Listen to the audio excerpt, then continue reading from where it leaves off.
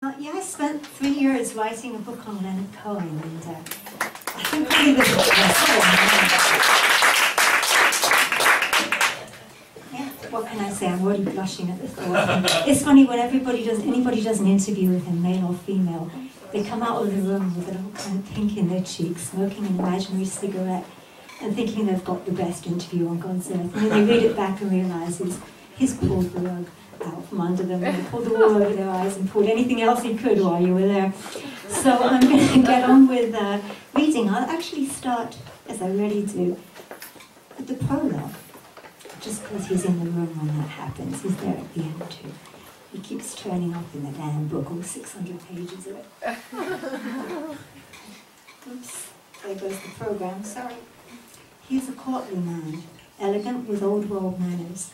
He bows when he meets you, stands when you leave, makes sure that you're comfortable, and makes no mention of the fact that he's not. The discreet stroking of Greek worry beads he carries in his pocket gives the game away. By inclination, he's a private man, rather shy, but if probing is required, he'll put his feet in the stirrups with dignity and humour. He chooses his words carefully, like a poet or a politician, with a habit of precision, an ear for their sound, and a talent and a taste for deflection and mystery. He's always like smoke and mirrors. And yet there's something conspiratorial in the way he talks, as there is when he sings, as if he were imparting an intimate secret. He's a trim man, there's no excess to him at all, and smaller than you might think. Shipshape. You imagine he wouldn't find it hard to wear a uniform. Right now he's wearing a suit. It's dark, pinstriped, double-breasted, and if it's off the rack, he doesn't look it. Darling, says Leonard, I was born in a suit. And it's, actually, he was kind of almost telling the truth, and that's often his way, he almost tells the truth. He was born into a family who, amongst their businesses, had a very high-end clothing business. Repeating business was really bad, and I'm sorry. I'll go to the back of the class. And so he was brought up in a fairly kind of wealthy family, and a very important family in the Jewish community of Montreal, which had been chucked in with the Protestants on the grounds that they weren't French or Catholic. And so he had a kind of quite a wonderful childhood where he showed no signs of depression or genius or any other thing until at the age of 9 something really significant happened. His father died.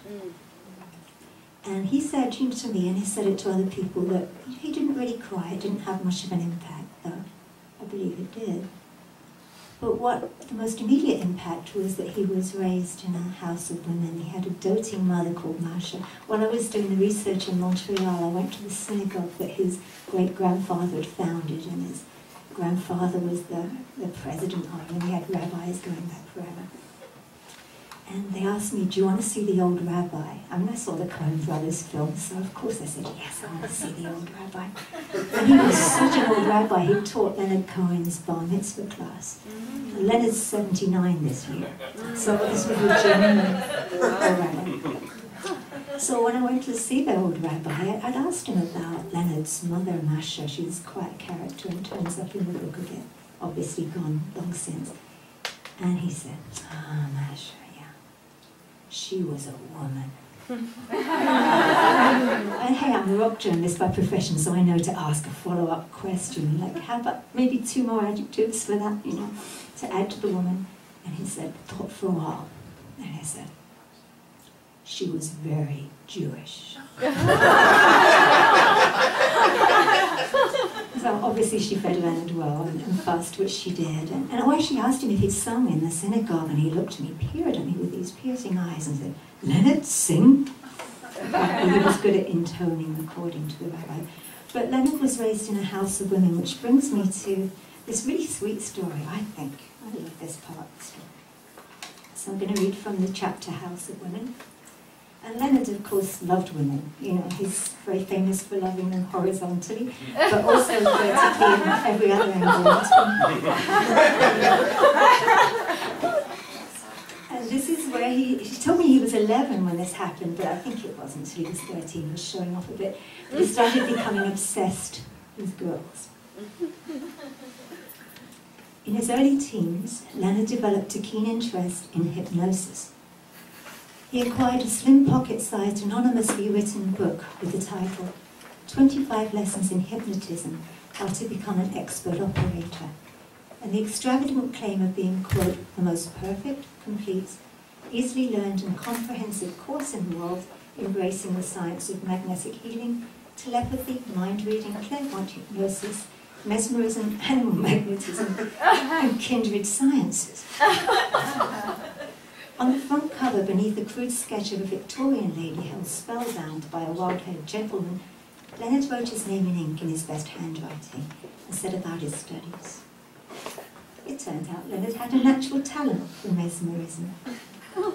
Finding instant success with the domestic animals, he moved on to the domestic staff, recruiting as his first human subject the family maid.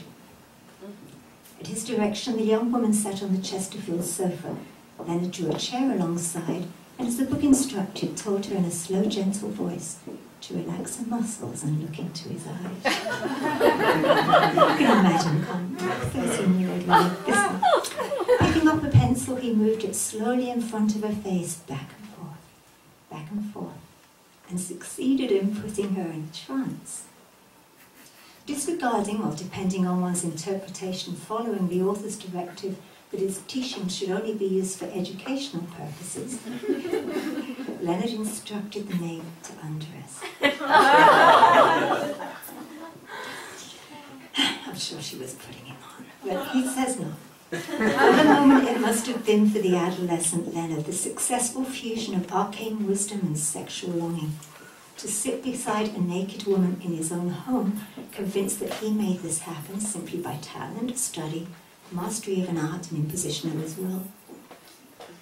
When he found it difficult to awaken her, Leonard started to panic. He was terrified his mother would come home and catch them. Though one imagines this would have simply added a sense of impending doom, despair, and loss to the heady mix that would make it even more exquisitely Leonard Cohen-esque. Chapter 2 of the Hypnosis Manual might have been written as career advice to the singer and performer Leonard would become. It cautioned against any appearance of levity and instructed, quote, your features should be set, firm and stern. Be quiet in all your actions. Let your voice grow lower, lower, till just above a whisper. Pause a moment or two. You will fail if you try to hurry. When Leonard recreated this episode in his 20s in The Favourite Game, his first novel, he wrote, quote, he had never seen a woman so naked. He was astonished, happy and frightened before all the spiritual authorities of the universe. Then he sat back to stare. This is what he had waited so long to see. He wasn't disappointed, never has been.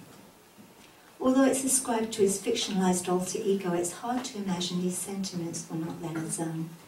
Decades later, he will still say, quote, I don't think a man ever gets over that first sight of the naked woman. I think that's Eve standing over him. That's the morning and the dew on the skin. And I think that's the major content of every man's imagination. All the sad adventures in pornography and love and song are just steps on the path towards that holy vision. The maid, incidentally, was a ukulele player. Instrument his fictionalized alter ego took for a lute, and the girl by extension for an angel. And everybody knows naked angels possess a portal to the divine. So in honour of Leonard, who I actually outed as a ukulele player in a way, when I was doing all of the research for the book, I took my uke with me everywhere. It kind of kept me company. I even went to the monastery that Leonard stayed in for 5 years on Mount Bordian, where he was ordained a Buddhist monk. I lasted a weekend and was not ordained anything. I was meted, there you go, my English has gone completely. I was met at the door by this very solemn man in his long black robes and his bald head. And he said to me, I saw the instrument, he said, is that, I was in a case, he said, is that a violin? And I said, no. I knew how to copy. It's a ukulele. And he said, oh, wonderful, I have a mandolin, can we jam? And I said, have I still got to get up at 3:30 in the morning to meditate? Forget it. So we did actually jam and did some little folk songs and stuff. No Buddhist chants though. So I brought my ukulele. I'm going to sing a Leonard Cohen song just because I can.